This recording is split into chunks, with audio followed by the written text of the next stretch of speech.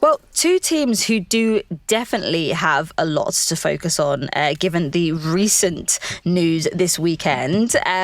Keeping it as dramatic as ever, Liverpool and Palace both sacked their managers. Last week, Liverpool sacked their boss Matt Beard 3.5 years into his second spell in charge. Liverpool are 7th in the WSL, now 6th after their 1-0 win over Palace at the weekend.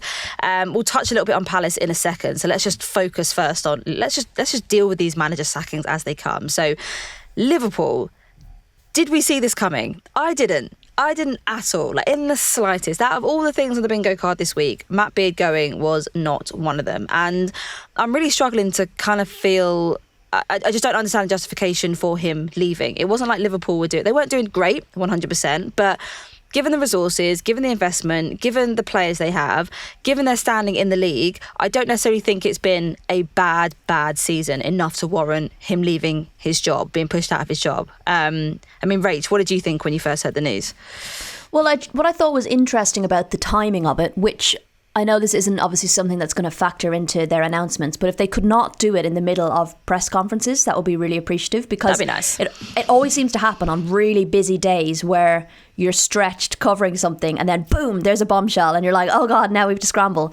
What I thought was really interesting about the timing was that feasibly after this weekend, now obviously we know the results, it's slightly different, but feasibly Liverpool could have finished the weekend in 5th because Brighton were playing Chelsea and Tottenham were playing Manchester City, and they were the two teams above them.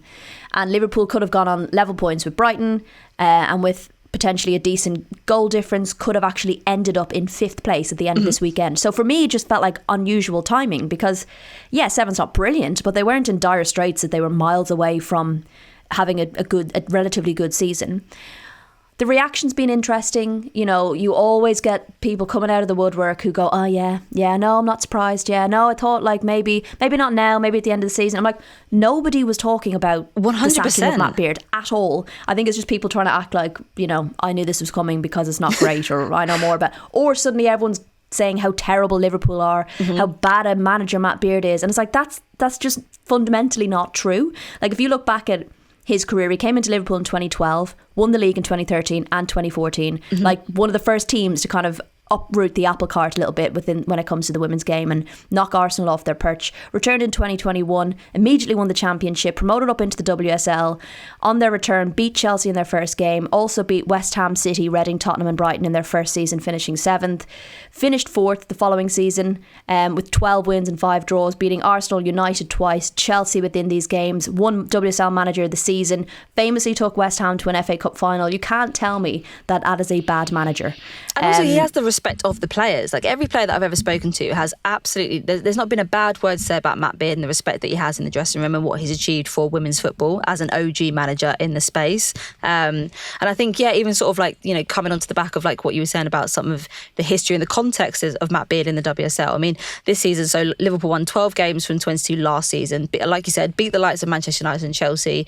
This season, yes, admittedly, they've won just 4 games out of 14. But at the same time, like, they're not doing badly. Like I'd understand 5 games if they now, were, won't it? Yeah, I mean 5 games. 5 games. So if they're not languishing in the relegation zone, we're not talking about these as going back down to the championship. We're nowhere near that point in any way, shape or form. And I think you're completely right. I mean, sacking a manager at the end of February, start of March, you're just thinking, well, you've only got 2 months left of the season. At least just see that out. Who else is going to really step in at this point and become a permanent manager? No one. There are no viable options at the moment.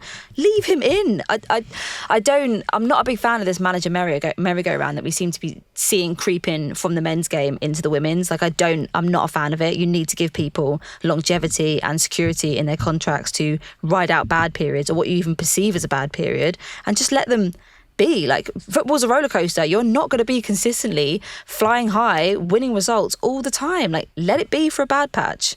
That's life. Especially when you factor in that they've got the 4th lowest budget in the league. Like, I think Matt Beard was very much playing the cards he was dealt this season. had to manage a number of injuries to key players early on in the season, which is understandable why they're playing a more defensive style of football. I think at times in games where they, might have been comfortably beaten, when you actually watch the games back, early on in those games, they have opportunities to put the ball in the back of the net. And some of the performances players have to take responsibility for, because managers can't score you the goals. If the way you're playing, the style you're playing is getting you into the right positions, you need to be scoring the goals at the end of the day. So it's easy to just look at results and say it's unacceptable and that's the manager's fault. But I think there's an awful lot more across the league. And yes, they haven't been playing brilliant football. But as I said, I do think he's been playing the hand he was dealt. And he's alluded to a number of times, particularly around the January transfer window, that he didn't have any money to really do anything with. And I think that tells you a lot. When Chelsea are going out there and dropping more on one player than a squad has for their entire season, that's a problem. And I think you look at Liverpool, they can absolutely afford to be investing more. So for me, it's that unmatching of expectations and reality. And I think we're seeing that a lot.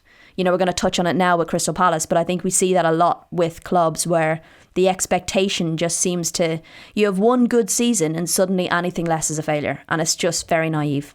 And I think that's one of the things I also read about Matt Beard, is that he's been very honest about the position that he's been placed into. Like managers often can't say how they're thinking if it's something that sort of feels negative towards the club or detrimental towards the club. He has been open and honest before about emphasising that financial gap that exists between Liverpool, which it shouldn't, as an incredibly rich club with those at the top of the table. And you look now, assistant manager Amber Whiteley has been placed in interim charge as they look for a permanent successor.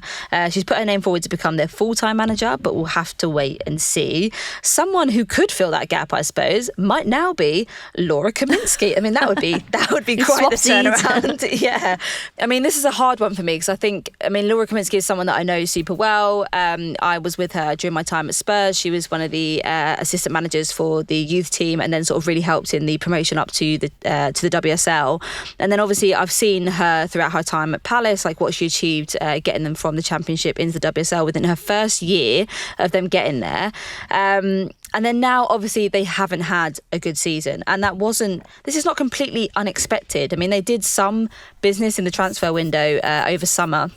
But at the same time, Palace, again, like Liverpool, weren't putting in a shed ton of budget. The players they've got in were good and had some experience, but not of the quality that you expect to have a really amazing run in the WSL. I mean, yes, they have won one game and drawn 3. 4 points from safety. Crystal Palace's chairman, Steve Parish, described the decision to sack Laura as extremely difficult. Do you think the decision was short-sighted? I'll let you answer first because you can answer in the absence of emotion. I am still struggling with this one. I think it's frustrating because, again, it's another example of what were your realistic expectations with the budget you were giving your team.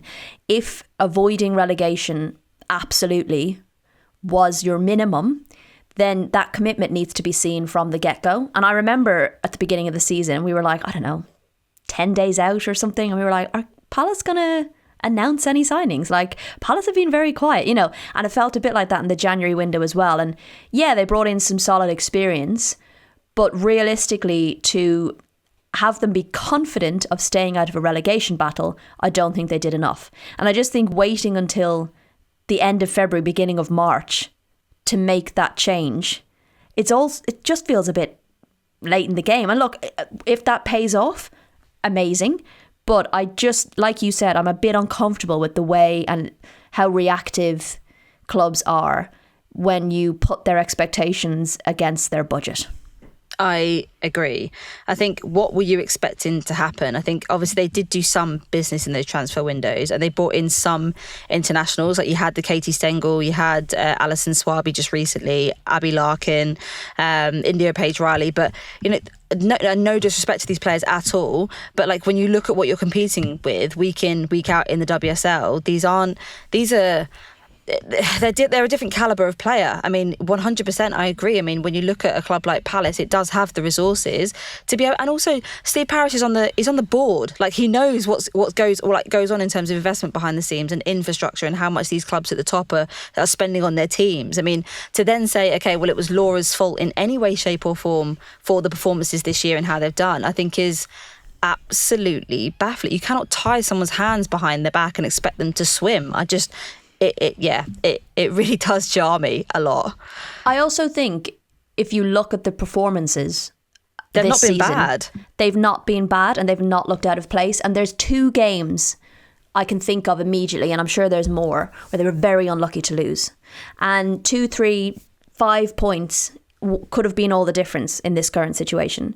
And sometimes I think we can be a bit short-sighted when we look at a team's season without really interrogating their performances. And I think that happened a bit with Bristol last season. Everyone was just like, yeah, well, they're shit, and everyone's battering them, blah, blah, blah, without the context of performance and key injuries.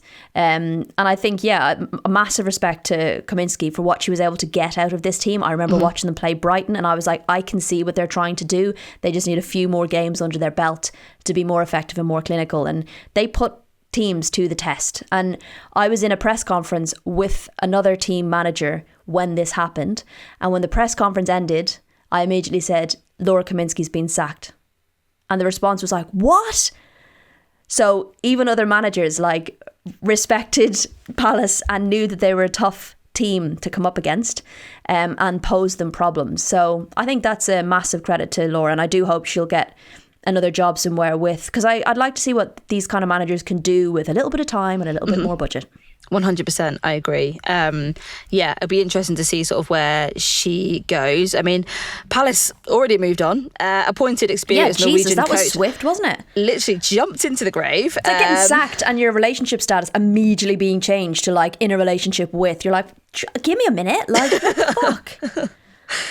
They've already gone full in. It kind of feels like in that way, because it's been so quick that there must have been someone waiting in the wings beforehand. The person who has replaced Kaminski, experienced Norwegian coach Leif Smerd as their new manager. He's most recently managed Norway men's under 21s. I mean, I don't really know what to expect with Leif, if I'm honest.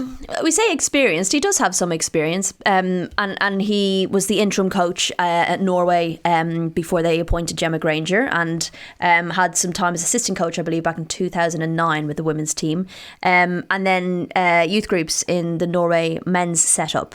I mean, looking at managerial statistics wise, not a great run of games, not great kind of percentage wise in terms of wins and losses, but obviously someone at least who's been involved in football for quite a while, which is something, you know, when you think of some of the sackings and replacements that have happened in the past.